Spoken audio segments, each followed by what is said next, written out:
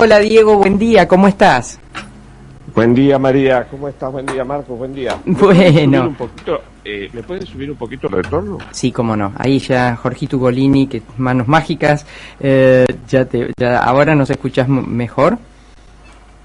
Te escucho un poquito mejor, no mucho, Bueno, pero bueno. vamos a ir mejorando. Vale, Diego, ¿qué hiciste en Ucrania? ¿Cómo fue? ¿Estuviste allí? Contanos.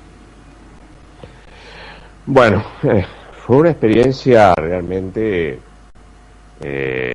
extraordinaria desde el punto de vista periodístico, desde el punto de vista humano, desde el punto de vista emocional y desde el punto de vista, yo te diría, geopolítico, por supuesto, ¿no? Yo siempre me pregunté, cuando comenzó todo esto, el porqué de la guerra, ¿no? ¿Por qué la cuestión de Putin y sus apetitos por este país? Y felizmente en el sentido de que pude encontrar la respuesta, ¿no? Ajá. Sí, porque... ¿Y por qué? Ucrania es un país extremadamente rico, extremadamente rico. Es el país, fíjate lo que son las cosas, María Herminia, es el país que reemplazó a la Argentina como granero del mundo, como granero de Europa. Hoy por hoy, prácticamente el grueso de los alimentos en el mundo que se lo genera Ucrania, porque tiene una de las tierras, no, mejor dicho, no una de las tierras, es la mejor tierra, el mejor humus, tiene una profundidad de 1,5 metros que existe sobre el mundo. En segundo puesto, y muy lejos, viene la pradera pampeana argentina, y luego ya en tercer puesto, y también muy lejos, los Estados Unidos. Vos sabés, perdón, ahí te interrumpo, Diego, un minuto. Aquí hay un conocido nuestro, un querido empresario llamado Bertini, que yo recuerdo que iba con su máquina, no abajo el brazo, es una metáfora, de siembra directa, Sí. justamente a Ucrania, y ahí tenía muy buena repercusión, vendía muy bien. Sí. Sí. Entonces, Ucrania, por un lado, Argentina, que se ha venido quedando, y las medidas de los gobiernos de turno que realmente no la pobrecita, para la Argentina no la ayudaron, y los gobiernos que nunca comprendieron el significado del complejo agroindustrial en Argentina. Y por el otro lado, el hecho de que Argentina, yo llegué a la conclusión de que por momentos los grandes centros urbanísticos, que no es el caso de Rosario, por supuesto, y la zona de Rosafe y demás, sino la capital federal, el porteño, llegué a la conclusión de que tiene un complejo de que no asume que Argentina es un gran país agroexportador y podría hoy en estas circunstancias salir a la palestra y ser un país que reemplace a Ucrania, que le dé de comer al mundo. Entonces, toda esa conjunción de hechos políticos, llegás a una interesante conclusión, que es que, siendo Ucrania un país tan rico, tan poderoso en materia alimenticia, lo que tiene Putin es petróleo, gas, y que más ahora querer dominar a Ucrania, ya que es precisamente formadora de precios internacionales. O sea, las 3 materias primas más importantes del planeta las va a pasar a dominar Putin, o ya las está dominando. Entonces, eso desde el punto de vista geopolítico tiene una importancia fabulosa. El otro argumento que tiene Putin, y que lo ha venido insistiendo desde julio del año pasado, es que existe una vinculación de hermanos entre Ucrania y Rusia, que Ucrania ha sido un país creado artificialmente. No es así, está terriblemente equivocado, y ese es un argumento político que vienen arrastrando desde la época de Catalina la Grande. Los ucranianos y todo lo que puede ser esa franja que va desde el Mar Negro hasta los países escandinavos y los países bálticos, forma toda una corriente étnica, que son los eslavos, completamente distintos a los rusos, desde el punto de vista antropológico lo digo. Pero ellos insisten con un relato que viene desde el siglo XVII. Fíjate lo que son las cosas, qué interesante. Yo, esto cuando me lo explicaba un profesor ucraniano, y después lo pude cotejar cuando volví hace una semana con una profesora muy interesante norteamericana, Papadopoulos, que me decía, mire Esteves, el problema de esta guerra es un problema de crisis de identidad y un problema de historia. Y ayer casualmente salió un artículo en el diario, bueno, en el periódico o revista digital de Atlantic, que es muy importante entre los intelectuales de los Estados Unidos, que precisamente habla sobre esta cuestión, es decir, sobre el argumento que históricamente vino utilizando primero la Rusia de los zares, luego la Unión Soviética y luego Putin, que es exactamente el mismo relato de hace 3 siglos. Pues fíjate qué interesante que Rusia, o los rusos, siempre estuvieron sometidos a autocracias. Primero fueron las autocracias de los zares. Caen los zares con la revolución bolchevique del 17 y pasa a ser dominada Rusia por otro autócrata, por Lenin. Muere Lenin y viene otro autócrata, viene Stalin. Muere Stalin y luego vienen todas esas seguidillas de oligarcas de esa especie de plutocracia soviética, hasta que finalmente después viene Yeltsin, que fue realmente junto con Gorbachev los únicos que pensaron alguna vez en transformar a Rusia en un país de una democracia, yo te diría, liberal en el sentido de la que nosotros conocemos, pero después demócrata como lo fueron los zares. De hecho, el comportamiento de él, más allá de que sea un psicópata y un autócrata y un paranoide, tiene un comportamiento muy similar a Stalin.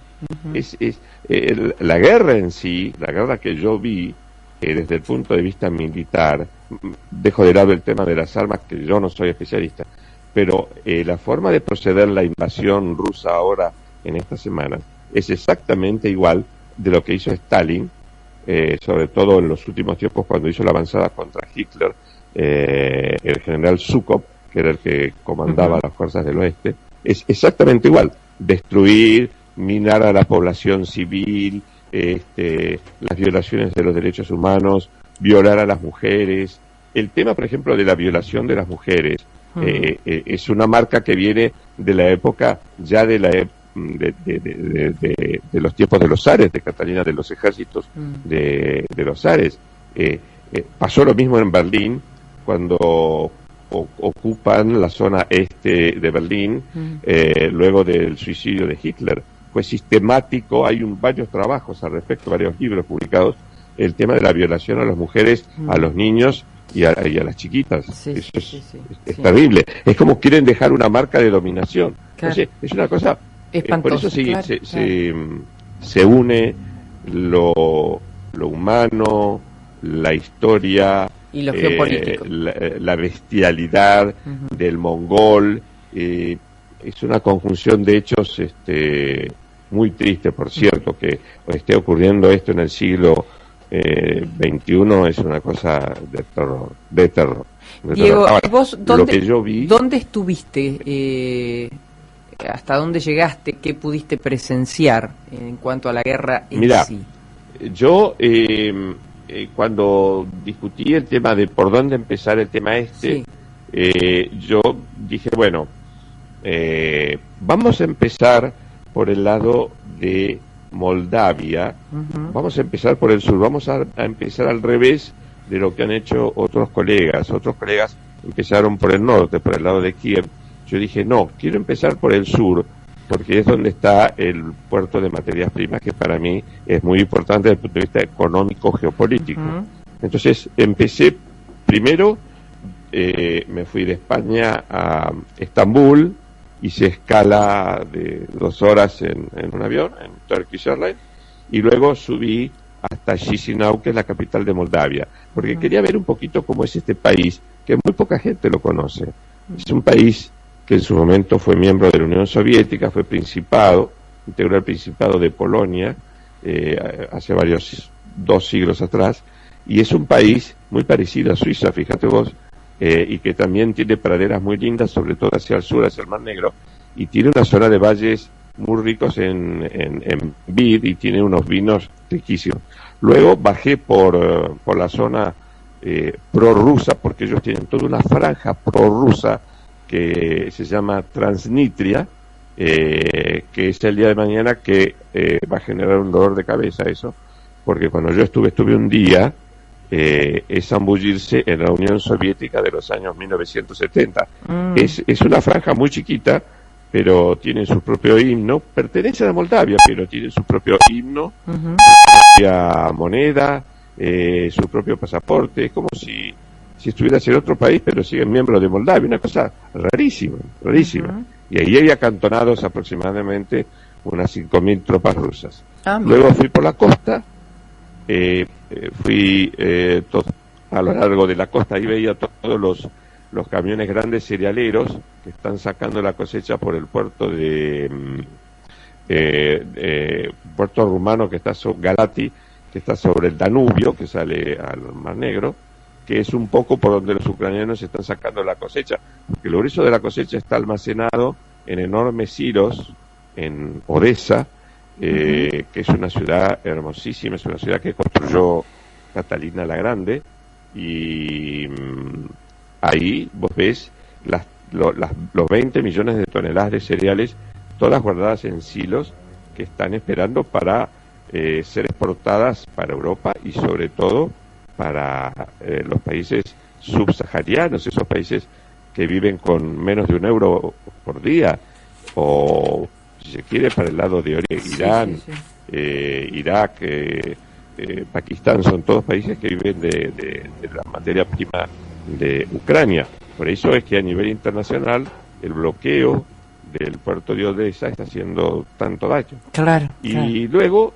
llegué hasta Mykolaiv, que fue una ciudad que también estuvo bombardeada. Ahí ya no me animé a seguir. De hecho, me habían aconsejado que no pasase de esa zona. En Odessa, cuando yo estuve las 4 noches, tuvimos una noche de ataque de bombardeos. Incluso cada hotel tiene su refugio. En donde yo estaba, tuve que bajar 3 veces al refugio, una de ellas a las 3 y pico de la mañana.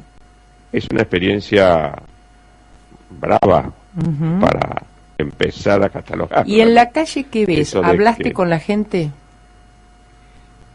Repetime un poquito más alto, sí. ¿Qué ves qué viste en la calle? Si pudiste hablar con la gente. Sí. Mira, el ucraniano es una persona muy amable,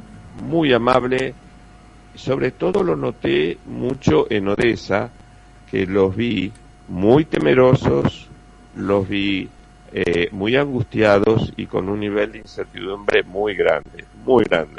Hubo, por ejemplo, hubo un camarero, un señor, o sea, la vida sigue normalmente, funcionan los autobuses, funciona el tranvía, funciona el trolley, la gente hace lo que puede, los taxis andan, o sea, cuanto menos se ve afectada la vida de una ciudad, adelante, la gente tiene una capacidad de resiliencia fenomenal.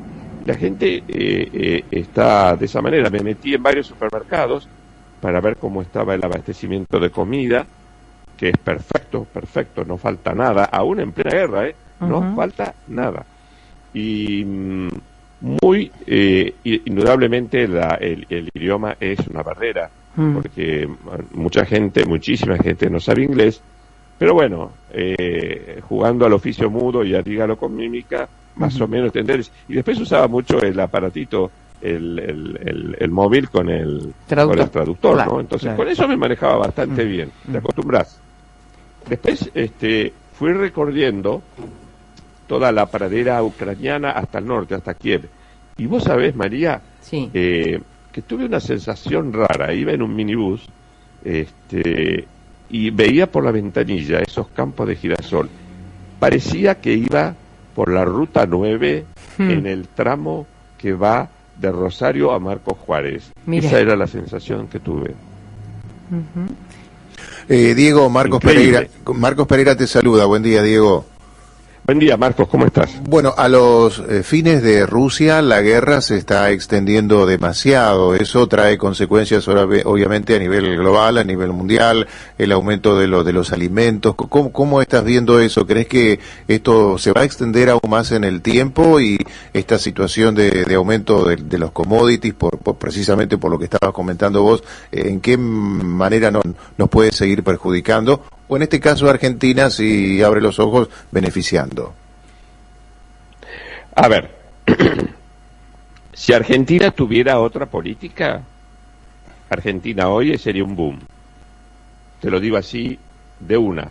Yo creo que Argentina, si tuviera otra política económica, aprovechando esta circunstancia, reemplazaría a Ucrania, ayudaría a los ucranianos y estaría teniendo un aumento del producto espectacular. Eso sí, con inflación, no te lo voy a negar, pero estaría generando divisas, entrada de dólares, pero de una manera como lo hizo Perón, con los dólares que entraron después de la Segunda Guerra Mundial, o si se quiere ir para atrás después de la Primera Guerra Mundial, o si se quiere ir un poquito más para atrás, cuando estaba en el tercer lugar en el ranking del mundo, con el general Roca, cuando todo el mundo pedía comida alimenticia. Foro donde yo estuve los últimos días, que me preguntaban, ¿qué hace la Argentina?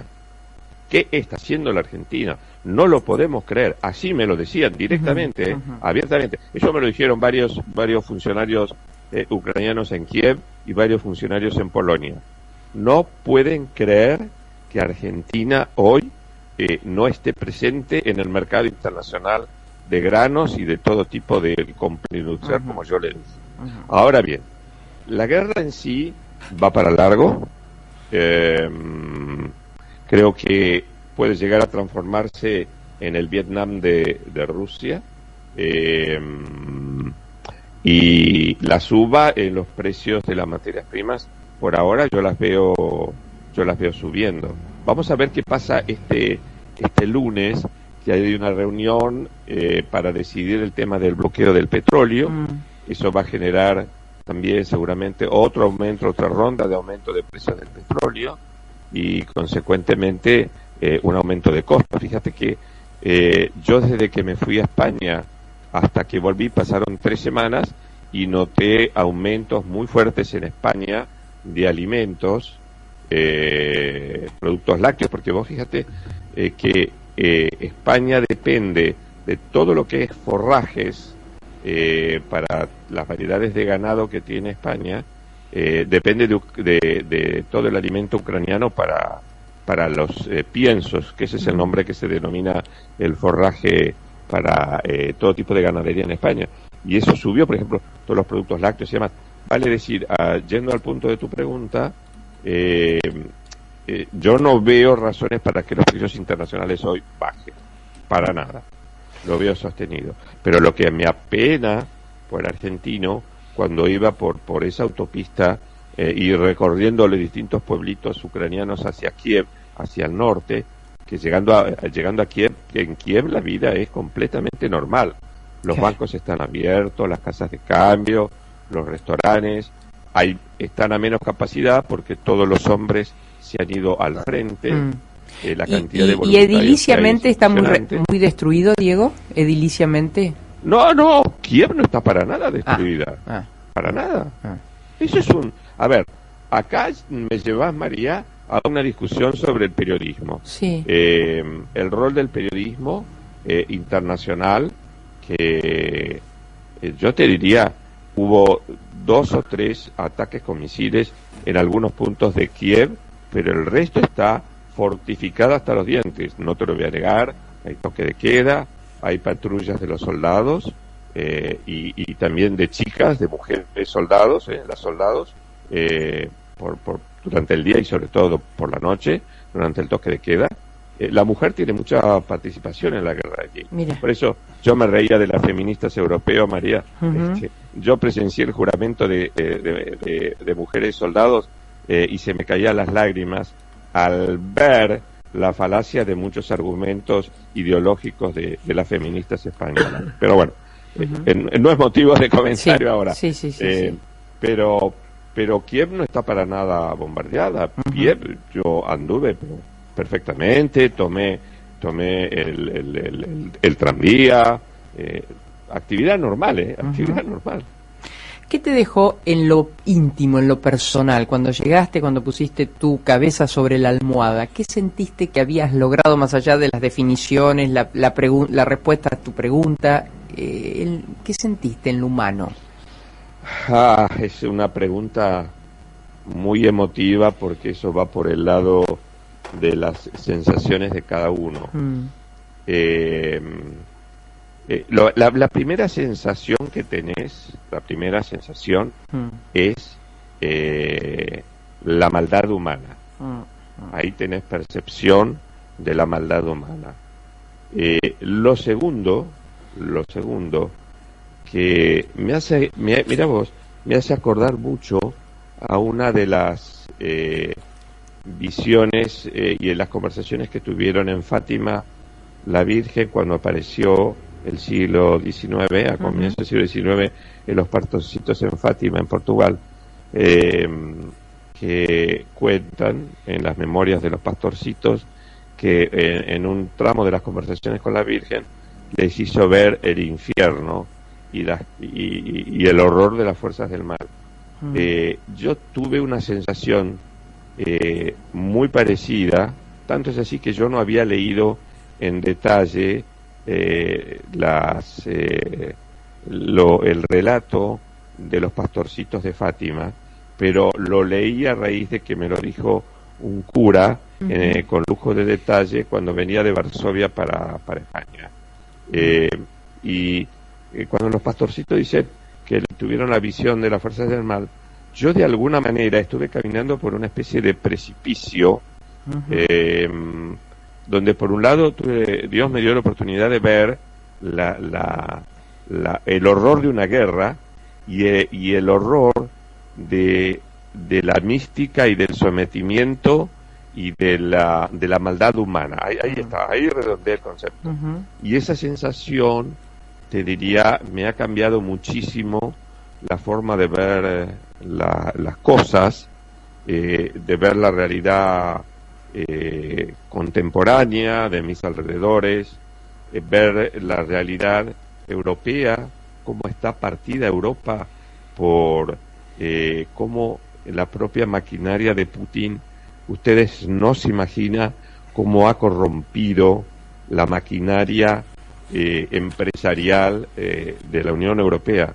Yo estoy azorado. Hay un trabajo muy lindo que lo recomiendo, se puede comprar por Amazon, que es de una periodista del Financial Times que se llama Catherine Belton, que el libro se llama Los hombres de Putin y cómo la KGB dominó a Rusia y al Occidente.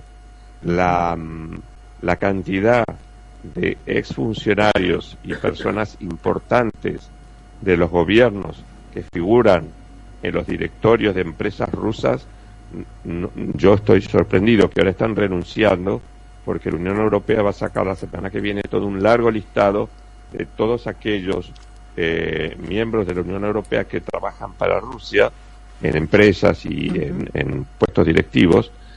Me di cuenta de lo dividida que está la Unión Europea. Ejemplo, todos los países que tienen vinculaciones comerciales y de mucho dinero con Rusia, incluido grandes negocios con coimas incluido, lo digo con todas las letras para que los argentinos se den cuenta de que no solamente hay coimas y robos en Argentina, sino te estoy hablando de la Unión Europea, te estoy hablando de países como Alemania, te estoy hablando de países como Francia, Francia diciéndole a Zelensky que le dé parte de Ucrania a Rusia para terminar la guerra, y Zelensky le contestó en una conversación telefónica que lo enfureció: ¿por qué no le das una parte de Normandía vos a Putin? Claro. ¿Por qué no le das una parte de Britania a Putin? En esos términos terminó la conversación. Claro. Y Diego, después Italia mismo. Sí. Italia con todo el negocio del gas de la compañía italiana Eni. Sí. Es una cosa que y los a fondos, mí los me da fondos, vergüenza ajena. Claro. Soy Diego, sincero. una última pregunta, abusando de tu tiempo y agradeciéndote infinitamente este relato tan profesional y tan humano, ambas cosas. ¿Cuál ves vos digamos, el protagonismo de China en todo esto?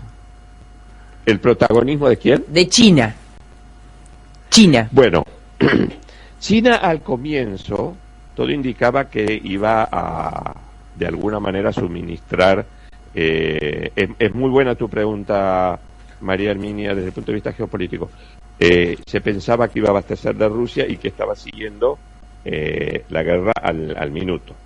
Bueno, la está siguiendo al minuto, pero se dio cuenta de que Rusia es una chapuza.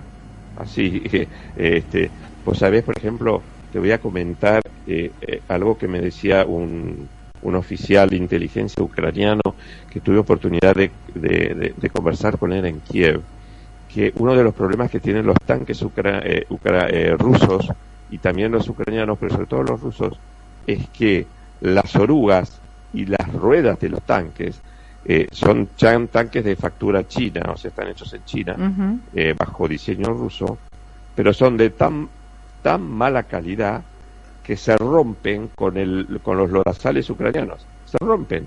Son de tan mala calidad que se rompen. Por eso es que hay tanto problema con los tanques rusos. Hoy, en Ucrania, hay más tanques abandonados y fuera de servicio que en la propia Rusia. Entonces, China lo que se dio cuenta de que su eventual socio era realmente un factor de problema. Y por otra parte, China no tiene intereses de confrontación con la Unión Europea. El interés de confrontación y de competencia, si se quiere, es con Estados Unidos, no con la Unión Europea. A Rusia le hace ruido el problema de la guerra de Rusia con la Unión Europea. Le hace mucho ruido. No se sienten cómodos con eso. Claro. Ellos tienen su problema de Taiwán. Que por otra parte esto hizo postergar muchísimo lo que ellos tenían decidido actuar sobre Taiwán, aparte. ¿No? Y la segunda cuestión es que la figura de Xi Jinping en Rusia está siendo muy castigada por el tema de COVID, es decir, dentro del Politburó comunista del Partido Comunista Chino, hoy por hoy Xi Jinping está siendo muy, muy cuestionado. Pero, María, eso sería motivo para otra charla. Diego, gracias, un abrazo enorme y bueno, sí, en otra charla hablaremos y avanzaremos sobre esto, ¿no? Gracias por compartir estas vivencias con nosotros. No, por favor, les mando un abrazo grande y ya saben, y para todos los oyentes de Rosario y de toda la zona que nos escucha, Argentina hoy, lo digo con dolor, podría estar pegando un puñetazo en la mesa de los alimentos y abasteciendo a una parte enorme del planeta. Y ver esas tierras, y ya termino, ver esas tierras, como dije, de toda la pradera ucraniana que me hacía acordar cuando yo iba a Córdoba, que la extraño muchísimo, ese viajecito por la Ruta 9, de todo desde Rosario hasta Marcos Juárez y hasta, ya te diría que Villa María, es exactamente igual. Yo me sentía en la zona Rosafé, digamos. Así que bueno, perdón por la extensión, les mando un abrazo muy grande y que tengan buen fin de semana. Gracias. Diego Esteves, economista y periodista antes que periodista,